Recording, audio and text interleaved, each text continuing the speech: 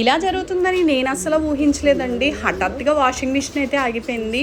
So ఇలాంటి problems అందరూ face చేస్తూ ఉంటారు. రీజన్ ఏంటి అంటే మాత్రం మనం వాషింగ్ మిషన్లో లోపల ఉంటుంది కదండి, అదైతే లోపల చాలా డస్ట్గా కూడా ఉంటుందండి. సో అదైతే ఓపెన్ చేసి చూస్తే మన డ్రెస్కి ఉండే క్లాత్లు అలాగే దారాలు అన్నీ కూడా ఇందులో జామ్ అయిపోతాయండి.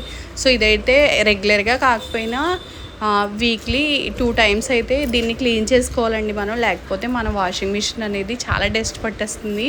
ఒకవేళ మనం వాష్ చేయడానికి క్లాత్స్ వేసినా కూడా అవి నీట్గా అనేది రాదన్నమాట. సో ఈరోజైతే నేను తెలుసుకున్నది అదండి. చూసారు కదండి, కొంచెం సోప్తో బాగా క్లీన్ చేస్తే, రిన్ సోప్ అయితే ఉందండి, దాంతో బాగా క్లీన్ చేశాను. చూసారు కదా, ఇలా డస్ట్ అయితే పోతుందండి.